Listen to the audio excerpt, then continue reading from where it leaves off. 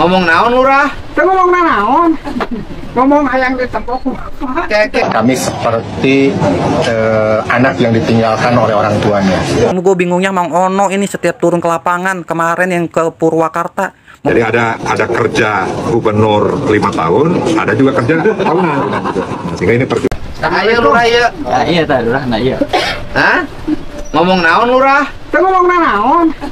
Ngomong hayang ditempok. Langsung sebentar. ketemu langsung Lurah, ada saya gini. tanya ke Pak Bupati. Ya. Pak Bupati waktu peristiwa saya telepon nggak? Telepon. Saya telepon. Setelah peristiwa telepon apa kata saya waktu itu langsung? Masyarakat. Fungsikan, Nah, siapkan tempat relokasi, rumahnya saya bangunkan. Saya bangunkan. Aku noni ngomong ke mana? Kan itu lah Pak Ono pi warang teh Kaitan orang mah. Oh kaitan. Yang pertama, saya nanya, ada berapa kepala keluarga? Kepala keluarga itu Pak Ono. semuanya itu ayat 60 berapa? 66. 66 kepala keluarga. 83.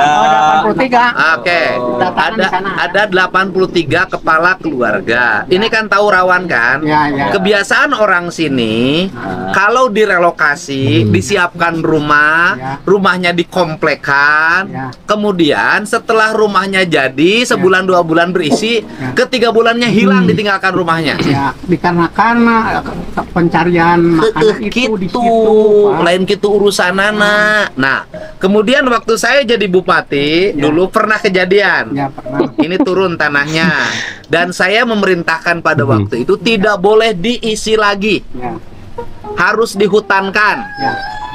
Terus diisian deui. Ya, seandainya seperti itu aja itu masyarakat.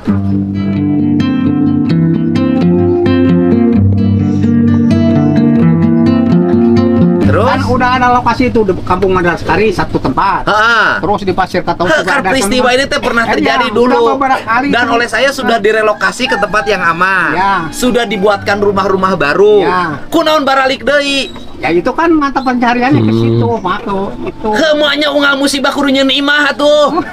Nyata apa juga keinginan masyarakat? Enggak, sekarang gini kan kita tidak mau berulang pada peristiwa sejenis.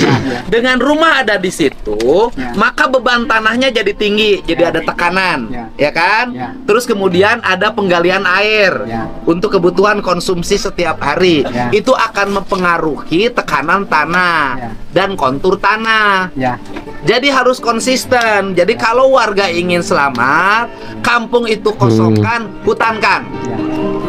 So, da ulah bandel wargana. Ada warga mana seperti itu, Pan udah di sana juga dijual itu loh. kemarin bilang di telepon nggak bisa Pak Gubernurnya, di WA nggak dibalas. Toh ini nyatanya sudah ditelepon, sudah diberitahu. Terus Pak Lurah pun bilang Bang Ono tuh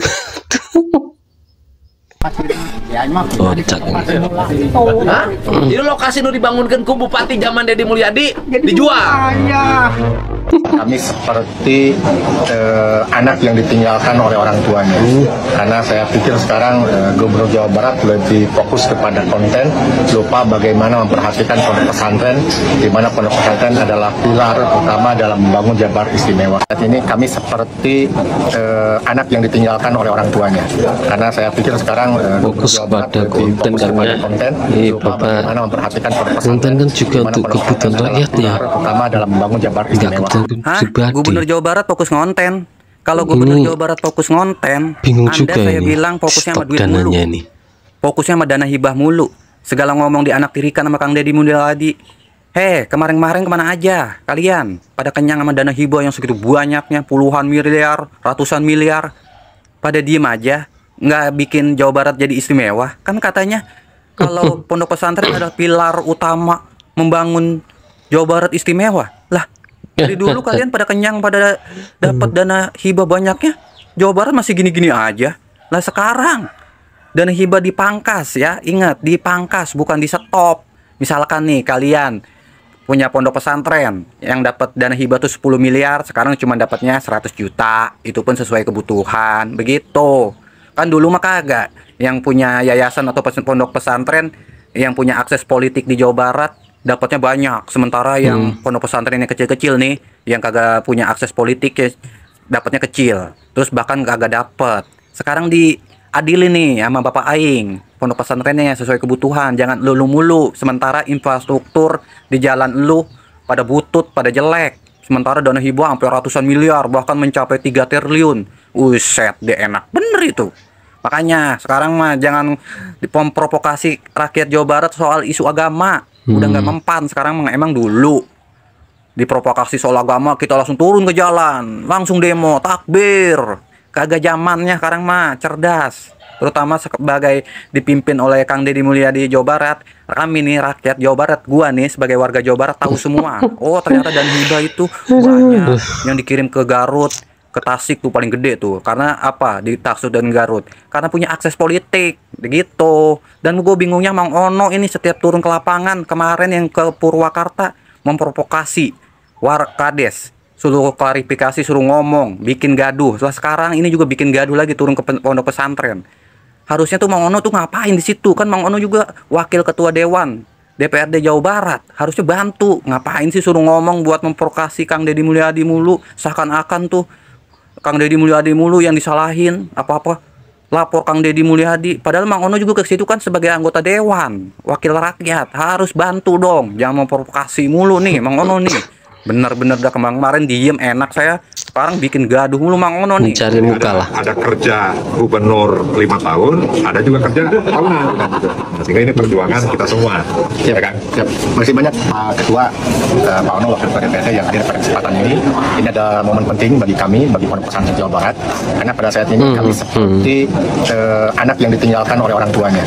Maaf Bapak Kiai, Bapak Dewan, sepengetahuan saya, yang namanya orang tua tidak selalu atau tidak selamanya memberikan bantuan terus kepada anaknya. Karena kalau setiap kemauan anak dituruti, maka itu anaknya menjadi manja.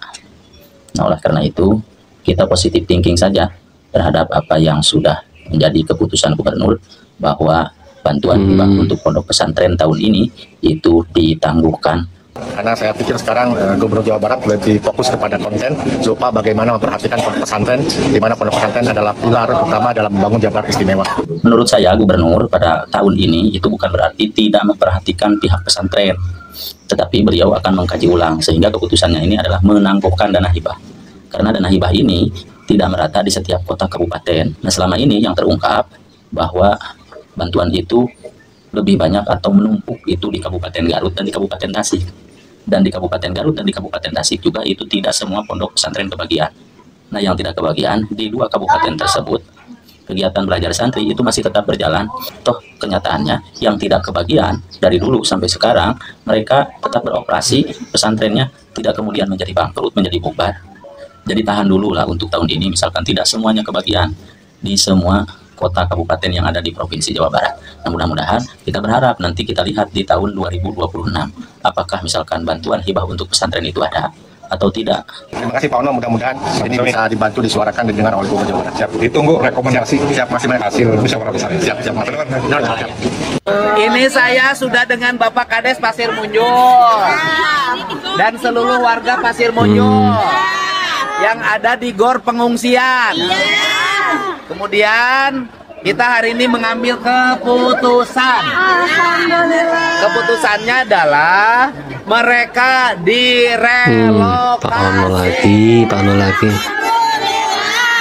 Kampungnya sudah disiapkan 1,5 hektar. Ini dibangunkan rumahnya. Yes, mantap Pak Deddy. Selama kampungnya dibangun, rumahnya dibangun, mereka untuk disiapkan kontrakan. Per kepala keluarga disiapkan 10 juta. Untuk biaya makan selama pembangunan rumah baru. 1 juta. Beres. Karunya BPPD aing di dia wae. Mantap. Ya, biar semua orang bisa ngurus tugasnya masing-masing. Ambil tindakan-tindakan yang cepat dan tepat serta terukur. Pak Lurahnya cuma bengong. Bagaimana Bapak Lurah setuju? Bapak Lurah mau direlokasi? Enggak.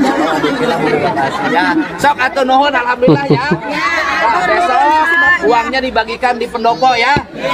Jam 10 uangnya dibagikan. Oke. Yes. Ada siang mesti bayar 10 juta ulah di diwae. Oke. Kita ulahnya. Oke. Ayo nuhun sadayana. Lurahnya. Kepada pemerintah Provinsi Jawa Barat bukan hanya memberantas premanisme, tapi juga bagaimana menyelesaikan pengangguran di Jawa Barat. Nah, jadi Satgas Anti Premanisme ini untuk tujuannya nih, untuk membuat keamanan ketertiban di Jawa Barat terjamin. Kalau keamanan ketertiban terjamin, masyarakatnya nyaman, maka investasi pun akan nyaman. Pabrik-pabrik akan dibangun di Jawa Barat, namun nyaman. Bapak teng lindur, bangun tidur. Dari dulu kemana aja sebelum ada Bapak Aing? Saya Bapak Aing karek ngomong gitunya, nurutan. Kepala Desa Munjul ya lagi dipengaruhi Bapak Ono ya untuk meminta ya Bapak KDM atau Gubernur Jawa Barat untuk datang ke lokasi Desa Munjul ya. Ini pengaruh dari Bapak Ono ini betul-betul untuk meminta kepala desa itu untuk ngomong ya di media sosial bahwa kepala desa ini minta KDM untuk datang ya. Coba ya amati untuk videonya seperti ini ya.